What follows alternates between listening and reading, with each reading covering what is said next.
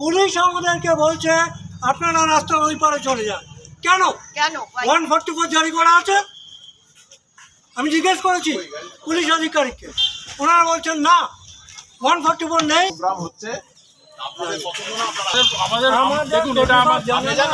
আমাদের human right, এটা human right. আমরা রাস্তায় দাঁড়িয়ে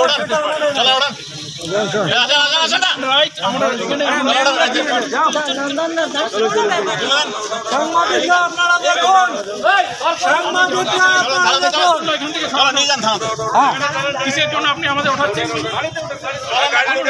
বলুন কিসের জন্য, কিসের জন্য বলুন। বন্ধুরা দেখাচ্ছি ঘাড়ে ধাক্কা দিয়ে নিয়ে যাচ্ছে, এইখানে আমরা ঘাড়ে ধাক্কা দিয়েছে, ওই যে টুপি মাথায় ঘাড়ে ধাক্কা দিয়েছে পুলিশ। এই পুলিশ, যে পুলিশ এই হত্যাকাণ্ডের কোনো সমাধান করতে পারে না, এখান থেকে আমাদের ক্ষমতা এইটুকুই। আমরা জলসা চাই না, আমরা বিচার চাই।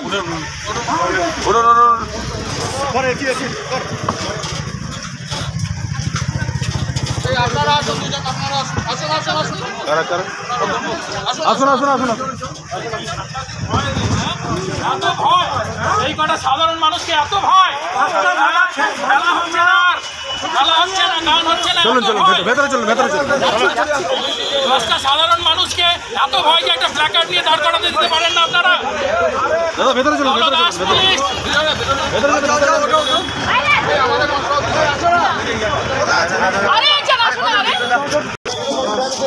মেয়ে দুজন যাও বাস চলে কারণ আমরা এখানে নীরবে প্রতিবাদ, কোনো প্রতিবাদ নয়, আমরা খালি চেয়েছিলাম যে এটা প্ল্যাকার্ডটা নিয়ে দাঁড়িয়ে গেটের পাশে আমাদের সরিয়ে দিচ্ছে, বলছে মেলায় গিয়ে প্রতিবাদ করুন, মেলায় গিয়ে করুন, এখানে নয়।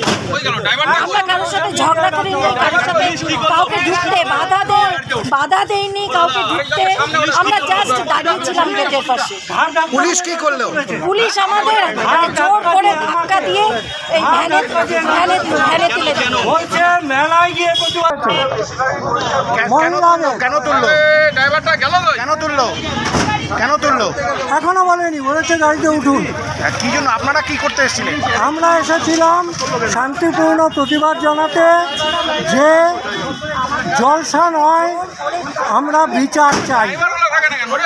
কি বিষয়ে বিচার?